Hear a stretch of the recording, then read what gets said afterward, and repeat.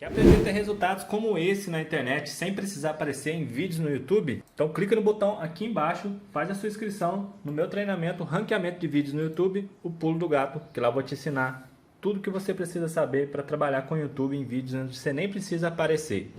E no vídeo de hoje do canal, mais ainda sobre o São Paulo de Carpini. Análise, opinião, mídia tá insatisfeito. Então vamos embora pro vídeo.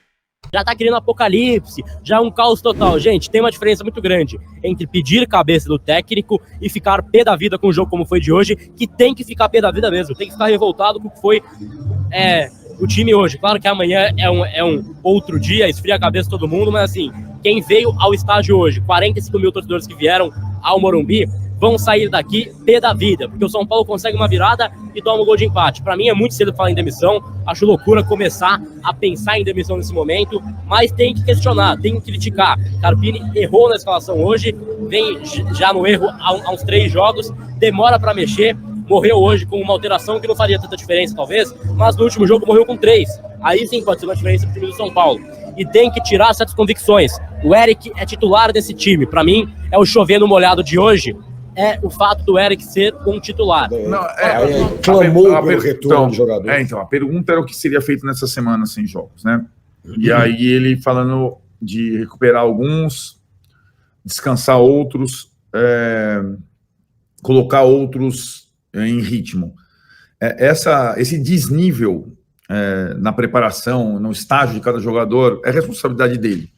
Por mais que ele tenha chegado a 10 dias, uma semana da estreia, não vai ser numa semana de folga, entre aspas, de treinos que ele vai conseguir recuperar o Igor, o Lucas e o Rato na forma ideal, descansar os caras que estão num bagaço desgraçado como o Caleri, o Wellington, o Pablo, etc. e tal, e Alisson, e dar ritmo a alguns que não jogaram ainda. Esse estágio, eu acho que a grande conclusão que a gente tem depois do 9º jogo e da primeira parada, né? A primeira parada que tem o Carpini treinar é que ele rodou mal o elenco e substituiu pouco durante as partidas. Então, os jogadores são em estágios muito diferentes e é o time que tem mais jogadores contundidos no campeonato. Eu acho que as perguntas também pouparam um pouco o Carpini, eu acho, né? Sabe? Eu acho nessa responsabilidade dessa situação. Acho que a questão das alterações também poderia voltar. A questão do Juan poderia voltar à coletiva também, porque era um jogador que ele elogiou tanto pelo jogo. E por que o Juan não jogou? Se ele quis preservar, enfim, né? Porque o Juan não entrou. Então, assim, eu achei que ele, mais na defensiva do que, acho que qualquer outra vez, a entrevista dele, e tentando agradecer todos os jogadores possíveis e imagináveis. Não foi nada, eu tô vendo de novo. Aonde tem? Manda esse link para nós aqui, Luciano, no meu WhatsApp. Por favor. Estamos vendo aqui a expulsão do Arboleda. É a piada. É a piada. O Tino vai continuar a coletiva, eu só vou falar um pouco da expulsão do Arboleda. Depois eu falo. Daí ele está clamando pela volta dos jogadores, né?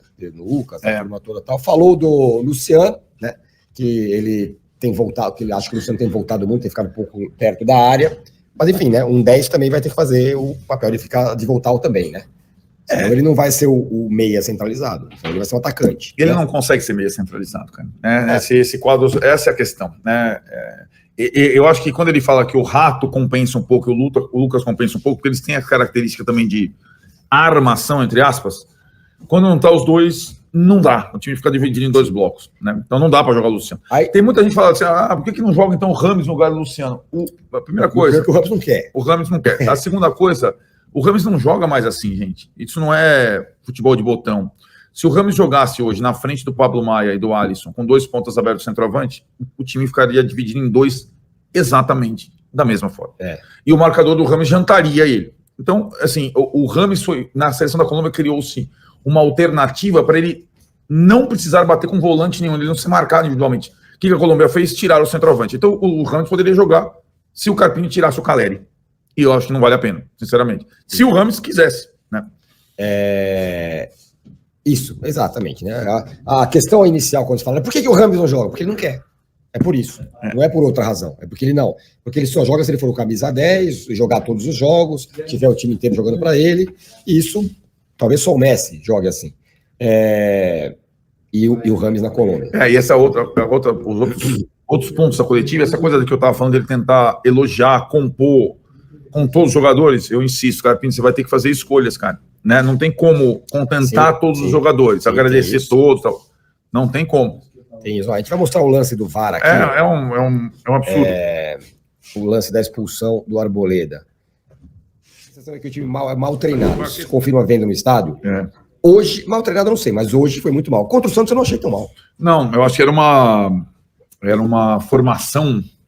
Primeiro que a ideia inicial era ótima, né? De 3 no meio. Com o Galopo também ficaram 3 no meio. O time não ficou dividido em 2. E aí, o trio de ataque, o time contra o Santos foi muito diferente, né? Foi com 100 pontas. O Juan ajudava a recompor pelo lado esquerdo, pelo lado direito, né? Esquerdo do ataque adversário, e o Galopo pelo outro lado. O Luciano próximo do Caleri. Só que tanto o Galopo quanto, sei lá, o Galopo fez mais ou menos a função de um Michel Araújo, o Nestor não fez a função de um ponta. E acho que o São Paulo teve volume no meio contra o Santos. Hoje foram 2 pontas desde o início. Né? Nicão tentando fazer mais a do Rato e o Ferreira. E o Luciano ficou completamente perdido no meio. E também tudo isso foi potencializado pela péssima atuação do Pablo Maia. Flávio Pereira, tirando o problema do Nicão, como vocês disseram, aqui nessa formação ele não agrega, sobretudo porque parece uma geladeira correndo. No mais, realmente tiveram piores que ele em campo. Eu acho que teve mesmo. Ednilson Matos, boa noite, dupla. Meu time ideal não tem vaga para Luciano, Lucas e Caleri juntos. E apenas só Lucas ou Luciano com Caleri. Semana que vem acertar tudo. Eu concordo um pouco com você, cara. Acho bem difícil jogar os 3 juntos. Agora, o Caleri precisa jogar, né? O Lucas também. Então, o Luciano tem que se coçar. Ainda mais nesse momento, né? Darlon Carrillo. O Carpini não fez alteração pós-virada, porque estava completamente descontrolado depois do gol. Emocionou e perdeu a racionalidade. Faltou equilíbrio mental, diz ele. Mas a galera salientou, e bem, que por erro dele, já não poderia fazer alteração, porque já tinha feito as 3 paradas para troca. E tinha queimado as 3 paradas para troca com 4 mudanças só e não 5. Mas as mexidas dos 15 do segundo tempo, as entradas do Eric e do Michel Araújo eram evidentes já no intervalo. E ele não perdeu a oportunidade de trocar no intervalo. Marcelo Dense, cara, desculpa, eu adoro você, mas não dá para isentar o Wellington pelo segundo gol. Imprudente no penal contra o Santos, hoje não acompanha o atacante. Lateral também tem responsabilidade defensiva. Fico pensando a acompanhar o atacante naquele lance, primeiro que era uma bola muito difícil, para ele tentar cortar ali. Poderia fazer um gol contra. E a segunda, cara, vou repetir. Ele tem o Bobadilha, que tem todos os atenuantes, que não é lateral, tava improvisado, jogou mal pra caralho, tava pressionado, tava tudo. O cara toma uma virada, não é uma virada na corrida, mas toma uma virada do lance. Um giro, e tá parado, cara. Tá parado, o cara gira em volta dele e cruza a bola. Né? Isso pega a defesa inteira. O Alan Franco não conseguiu cortar, o Eric não conseguiu cortar, ninguém conseguiu cortar. Porque o cara faz um giro completamente improvável. Você fala, qualquer cara, mais ou menos, não permite aquele giro. E aí pegou todo mundo de surpresa. Foi. Viu, Marcelo? Eu acho isso. Emanuel Marcos, olha só colocar no... Se o São Paulo tem um bom elenco, é sinal de que com algumas peças reservas, ele pode fazer um jogo interessante. Ele pode montar uma equipe que mantenha a competitividade dos titulares. Essa é a minha cobrança para o Carpini, que vai ser a partir de agora. Ele vai precisar fazer o time jogar apesar das dificuldades. Mas enfim, foi um jogo maluco e que teve polêmica no final. Porque o Arboleda, ele comete uma falta dura, é verdade, que o árbitro não marca. Porque o jogador do Bragantino chega antes. Quando ele chega antes, ele toma meio que um pisão do Arboleda. A jogada segue, o lance segue, o jogo segue.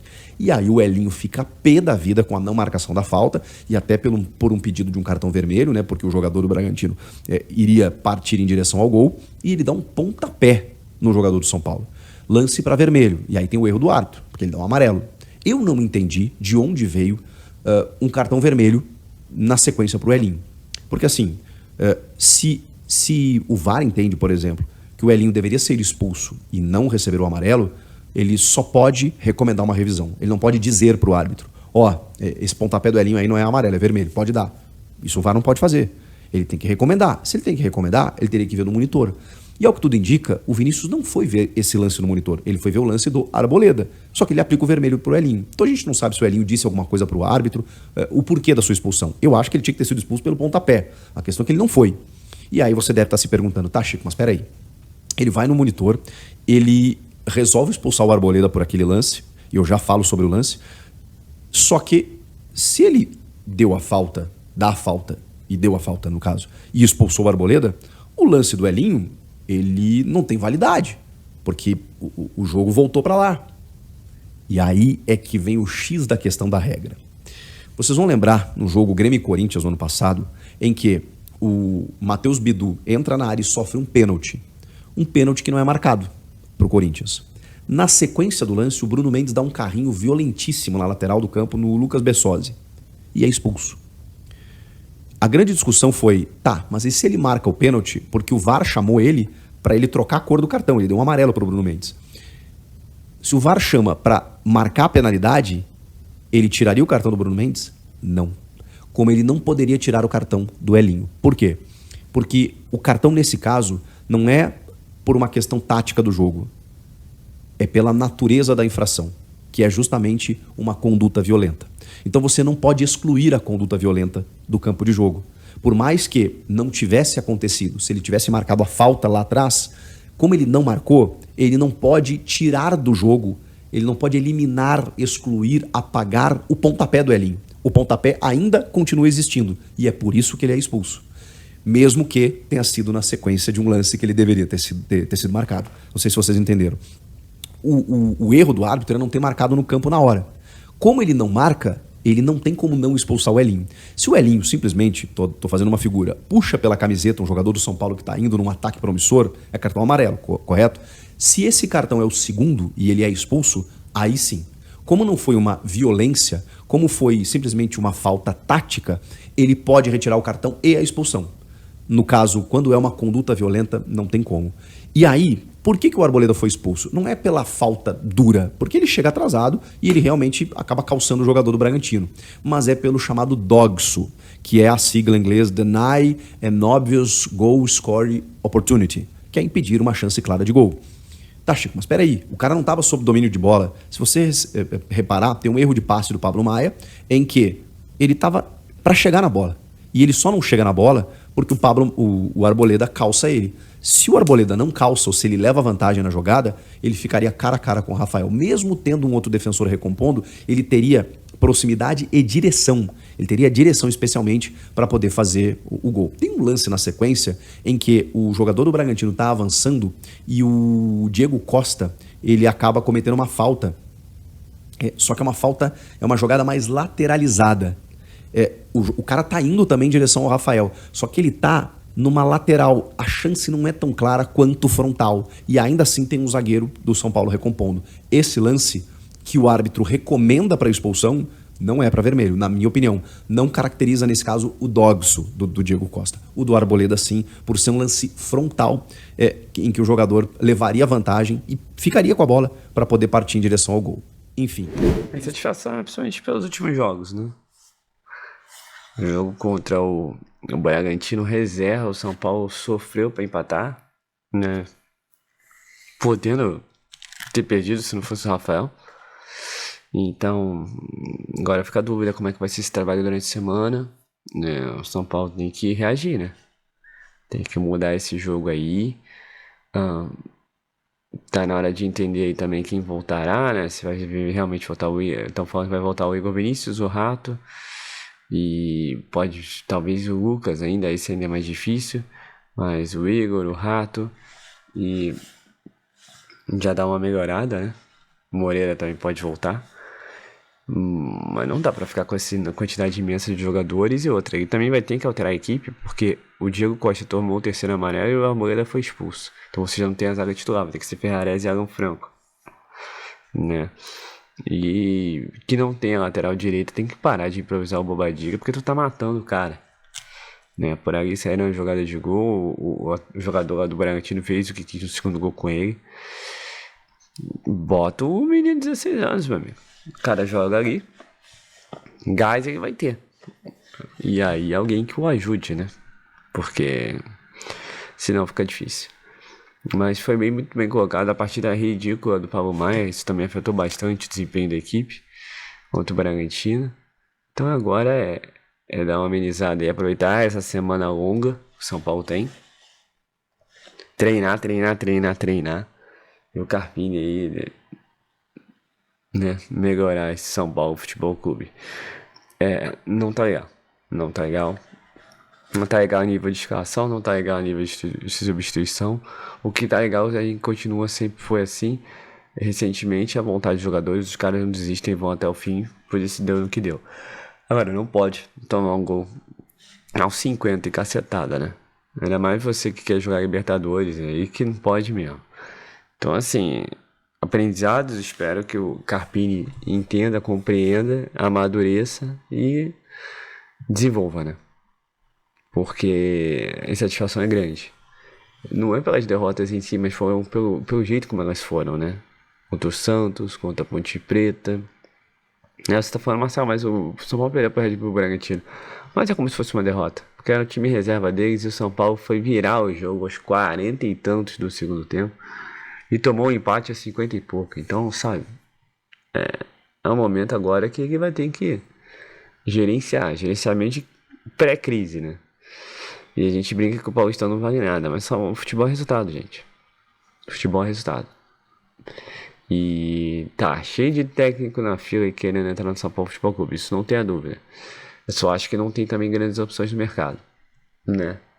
Só tem gente que fala em Luxemburgo, Cuca, técnico estrangeiro, mas, cara, não dá. Tem que buscar o melhor. E o Carpini é o melhor no momento. Ou menos pior, digamos assim, vai. A não ser que você queira trazer técnicos carimbados milionários, é outra história. Mas São Paulo tem bala na agulha, não tá pagando os Rames Rodrigues, cara. E também é uma outra novela que o cara continua treinando lá, né? E tá nem aí com a hora do Brasil, né? Pra você ver. Mas... E outra crítica também, assim, o Wellington não tinha muito o que fazer no segundo gol, porque ninguém esperava que o cara ia dar um corte de Bobadilha, né? Mas tu tem que estar ligado, né? 50 e pouco do segundo tempo, acabou de virar o jogo.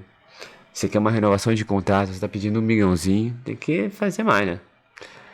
Então é isso, gente. É só um breve comentário, / insatisfação, / pequena cobrança. E esperar que o São Paulo aí agora aproveite essa semana aí. E vamos ficar de olho nas novidades, né? São Paulo tem sempre novidades aí, notícias, mesmo quando não entra em campo.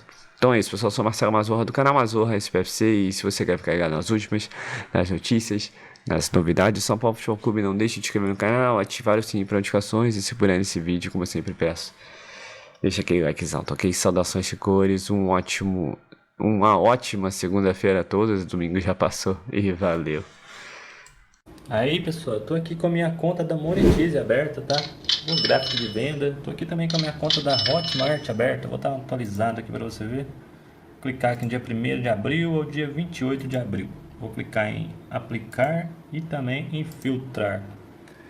Veja que dá para fazer muita coisa, né? Se você aplicar técnicas de YouTube, tá? Esses vídeos do YouTube, a maioria deles eu nem apareço e dá para ter um resultado legal. Nos últimos 28 dias, esse aqui é o meu saldo que eu ainda não fiz saque. Então eu vou deixar o link embaixo agora do meu treinamento, onde eu estou ensinando muitas pessoas a conseguirem iniciar nesse mercado em vídeos no YouTube sem precisar aparecer, tá bom? Passa lá, faz a sua inscrição, eu te espero lá na área de membros. Valeu!